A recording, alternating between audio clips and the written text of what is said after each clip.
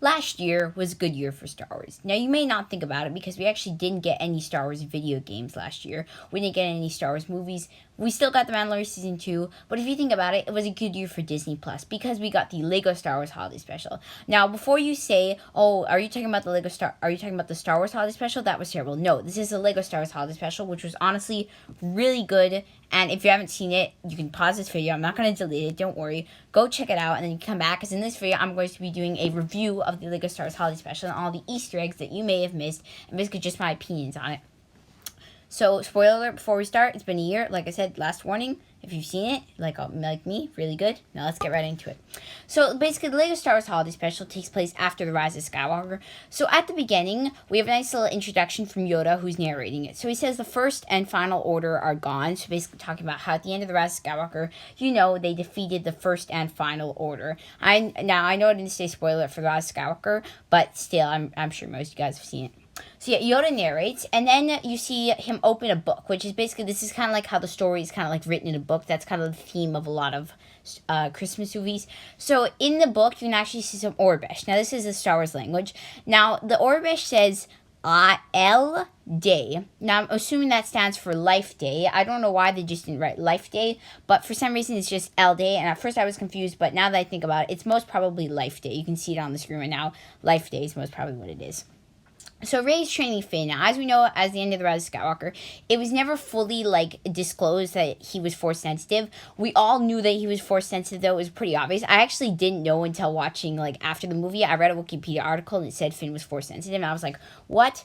But then I actually figured that out. Yes, he is Force sensitive and is confirmed. And this, even though it's not canon, is still confirmed.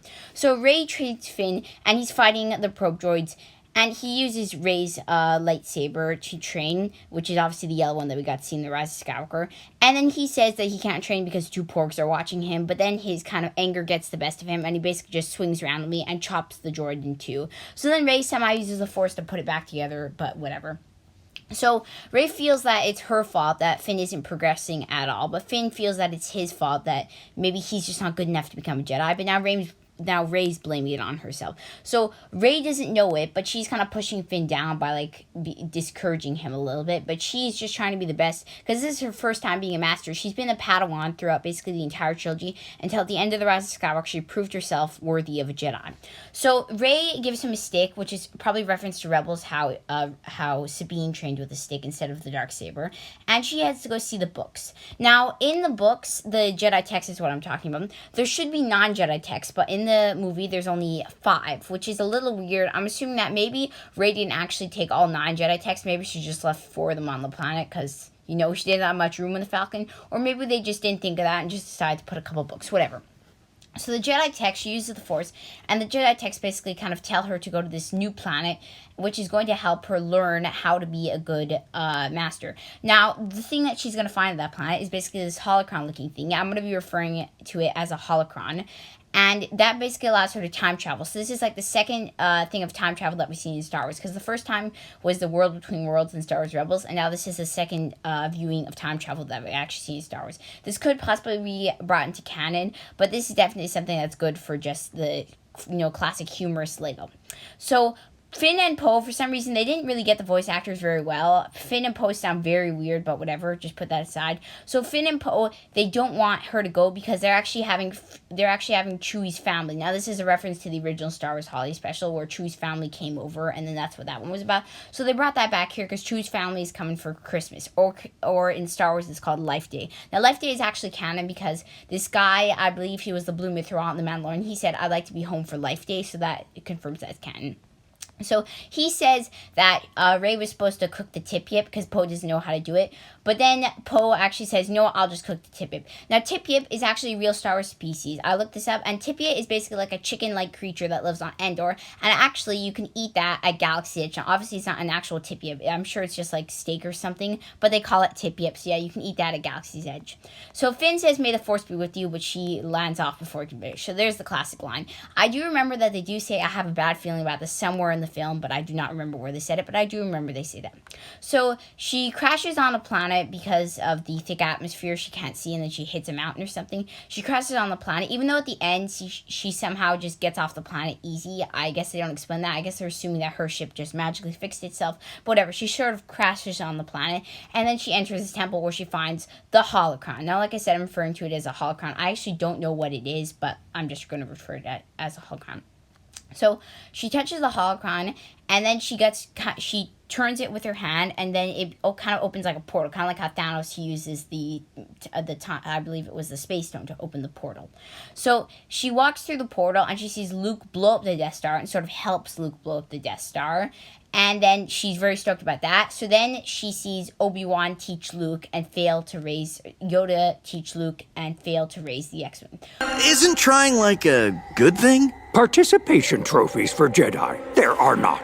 So basically now she's catching on that basically this holocron will allow you to go into legendary parts of the Skywalker Saga and revisit them. And the cool thing about this for us is that we get to revisit them in not live action, in Lego. So Qui-Gon Jinn, and so then she travels to Qui-Gon Jinn and Obi-Wan. Now this part was one of the funniest parts of the movie, in my opinion. Mazrio, if you're watching this, I know you said you saw this, so this is probably the funniest part in the movie. Tell me what the funniest part for you guys are in the comments below. So Qui-Gon Jinn and Obi-Wan are at the beginning of the Phantom Menace, waiting for Nute Gunray to come, even though he never comes. So then Obi-Wan's like, bored, and he's hitting his head on the table, and he says, "Who even cares about the trade dispute?" Bored. Who cares about a trade dispute? Jedi do not seek adventure. I understand, it's just that it's not very... Yes! Now this is more like it! Focus, Obi-Wan. Hurry, BB-8. Which is honestly how all of us felt at the beginning of the Phantom Menace. Nobody cared about the trade dispute. There's a bunch of memes about that now, about nobody caring about the trade dispute part of the beginning. So it's just funny to see that the people who made this are just, they bringing that joke in, because everybody hated that part of the Phantom Menace. I'm not saying I hated it, it's just that was one of the boring parts. But still, they make it really funny in this. So then she travels to see Obi-Wan and Anakin. So basically, now as you can get the theme, she's seeing Master and Apprentice train each other. So now she's going to see another one, which is Obi-Wan and Anakin. Now, Obi-Wan and Anakin are in the elevator.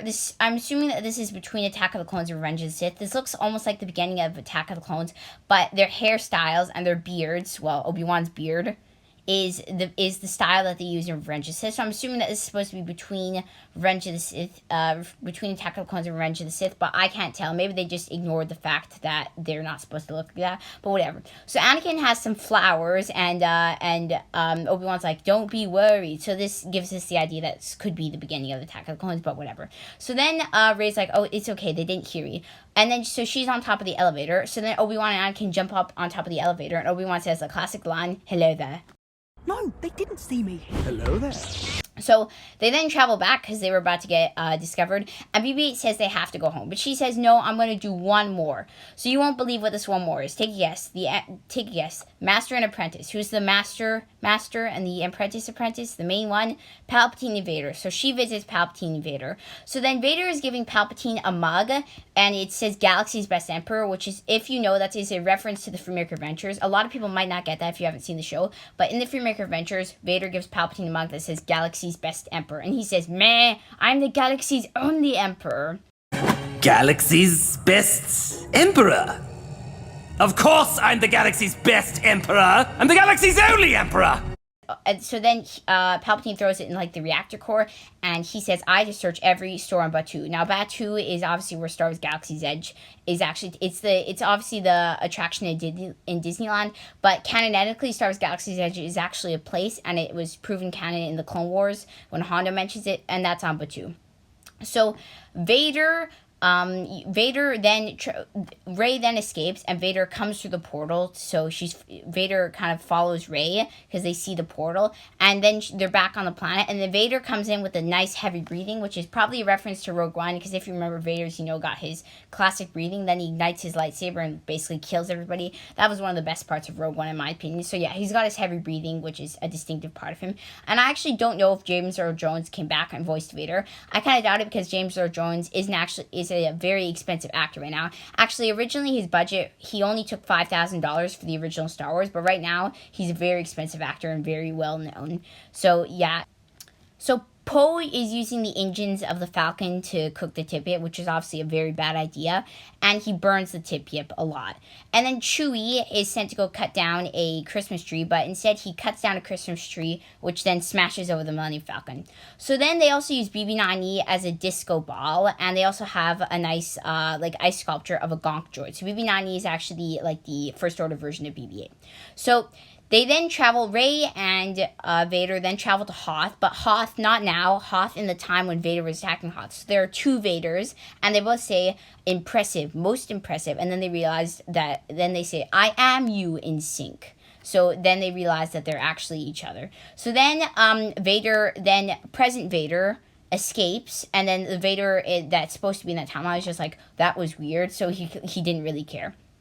So then they head to Mustafar, where Anakin says, I hate you. And everyone's like, careful, Anakin. Fear leads to anger. Anger leads to... And then Anakin's just like, I know what it leads to. I hate you, Obi-Wan! Careful, Anakin. Anger leads to hate, and hate leads to... I know what it leads to! So that's kind of funny, because obviously they repeat it throughout the Skywalker saga. And we're just like, fear leads to anger. Anger leads to hate. And then basically he's just like, I know what it leads to. So that was one of the other funnier parts of this short movie. So then they fall into the Mandalorian, and this was actually, I believe, the first I don't know if it was the first viewing of an actual Lego Baby Yoda, aka Grogu. I don't know if they already had revealed a Lego Grogu, but this could have been the first time that we ever got to see a Lego Grogu before, because I'm pretty sure the first set that he was in was the Razor Crest Lego set.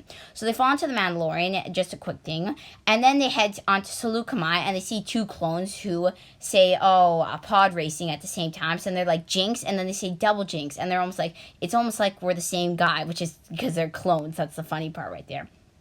I just thought that exact thing. Sometimes it feels like we're the same person. So they fall into Exegol also, which is obviously the planet in the Rise of Skywalker. That's just a quick flash. Nothing really happens there.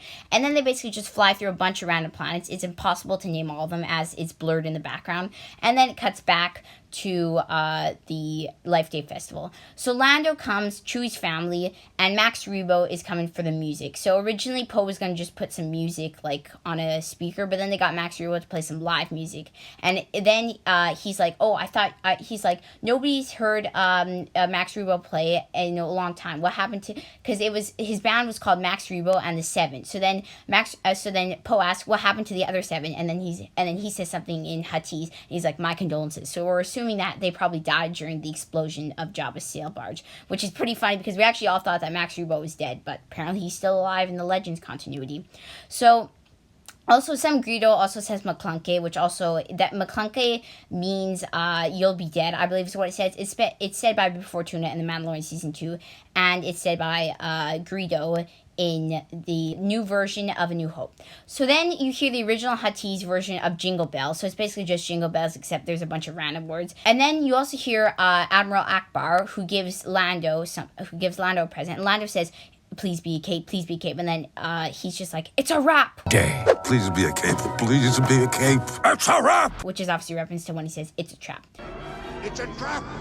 So Chewie is with Maz, and then Chewie's wife is there. So Chewie's basically like, because if you know, obviously Chewie is Maz's boyfriend, and then Chewie's wife is there. So it's kind of like, that's a little funny. I guess they overlooked that, but Chewie's wife is at the party, and then Chewie and Maz are like, they were rolling around on the ground or something, playing a game or something. So it's a little embarrassing for Chewie's wife. I don't think he knows about that, but that's just a funny detail that you might have actually overlooked. So then Rey and Vader, they head to the moisture farm. They head to the moisture farm on Tatooine. And then every time they go through a portal, they basically kept accumulating people. And now there's an all-out fight between everybody. There's a triple hello there, because there's 3 Obi-Wans that they've accumulated. So it's basically hello there, hello there, hello there, all in sync. Hello there. And then there's also 2 Han Solos who are saying, you want to shoot first, because it's a reference to how they were going to shoot whoever shot Greedo first, and then they just basically shoot him at the same time.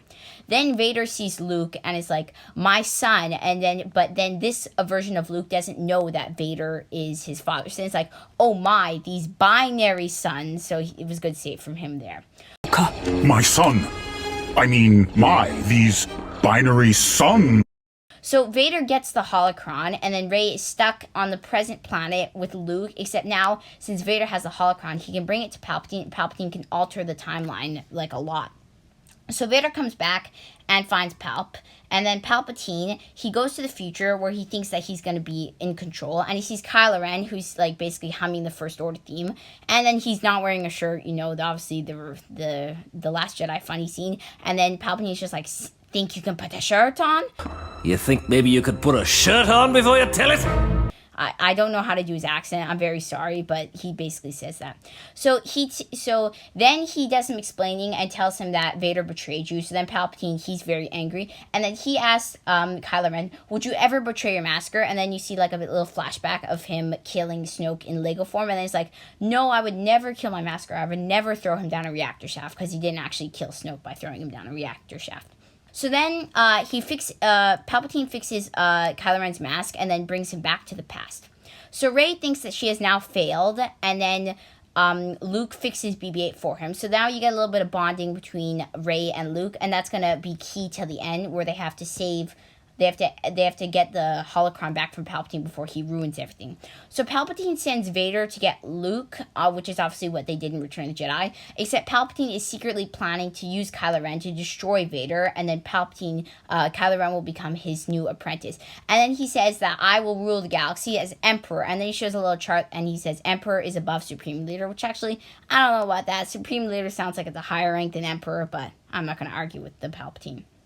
So Yoda teaches Rey, Ghost Yoda teaches Rey a lesson, and that's that your master and apprentice, though they may be master and apprentice, all the masters and apprentices in the entire Skywalker saga, they were all good friends with each other. Yes, maybe sometimes there were some rough points, like when Anakin was killing some sand people and stuff, but still they were all good friends, and that's kind of what led them to be very good. So Yoda teaches Rey a lesson, and then helps Rey get the holocron, and the Force theme plays in the background, which is honestly one of the best parts of this movie. The Force theme was just playing in the background, and the way that Rey creates a new holocron is around her there was a bunch of tiny little crystals, so she combines all the crystals together to create a new holocron looking thing, and when the Force theme is playing in the background, it's just one of the best parts of this movie.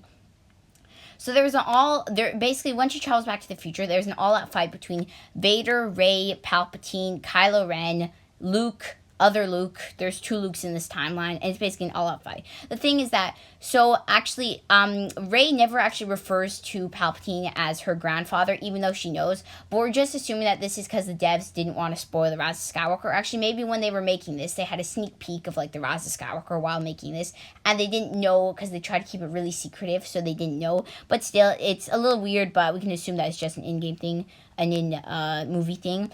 And then they also, Rey calls Kylo Ren Ben, obviously because they were, close in the Rise of Skywalker, and she's very emotional when she has to let Ben go, because obviously, Kylo Ren died because of the kiss in the Rise of Skywalker. Once Rey says let go to Luke, and Luke basically eats the holocron and hits Vader in the head, and then takes the holocron, Rey then sends Ben back, and then Ben, his helmet falls apart, and then he basically does his rage thing where he smashes up the computer thing like he does in The Force Awakens to his thing, and then Hux, who's supposed to come and report to the Supreme Leader that his ship is prepared. So this actually is probably going to take place after The Last Jedi, in between the Rise of Skywalker, because he says he's Supreme Leader. And so yeah, and then he runs away. He just walks away basically because Kylo Ren is raging. So then Rey leaves because now the situation is under control, and now she has to fix everything else. And then Palpatine gets yeeted down the reactor core again, except this time he kind of reflects on himself and says, "Why was I so mean? I'm gonna be good," and then plummets to his death. Or does he? Because he's gonna return to the Rise of Skywalker. So Rey takes the holocron, and she fixes everything, bringing everybody back to the right timeline. I'm surprised she didn't have any trouble with them trying to fight her, but I don't know. We just don't see that. It's basically just a couple flashes. So then Rey comes back to fix her mistake. She comes back to Kashyyyk, and then she sees everybody, and then she apologizes to Finn for, kind of making him doubt himself, and then it snows on Kashyyyk, and 3PO says, "Oh my, snow on Kashyyyk, the odds of that are," and then everybody's already away, which is obviously a reference because nobody ever listens to him talking about the odds. So then it ends with a nice narration from Yoda. They're playing in the snow, and then Yoda, who is, I don't even know what clothes he's wearing though. Look at the picture on the screen. What is he even wearing? I don't know what this is. Whatever. That's just the ending of this thing. So, and in all my opinion, this was definitely one of the greatest Star Wars movies, shorts that they did. And they actually did a remake of this, not really a remake, but a sequel to this, which was Lego Star Wars Terrifying Tales, which was the Halloween equivalent of this, and that was very good also. And I made a review video for that, so you can click the link in the description. And also, if you've seen Star Wars Terrifying Tales and you've seen the holiday special, then you can go check out my video where I compare the two in an all-out battle, and I compare them basically. And I'm not going to spoil who wins, but let's just say this one may be slightly better. Anyways, if you enjoyed this video, please like and subscribe. Tell me your opinions on how you like this below, and bye. I am a Jedi, like my father before me. So be it, Jedi.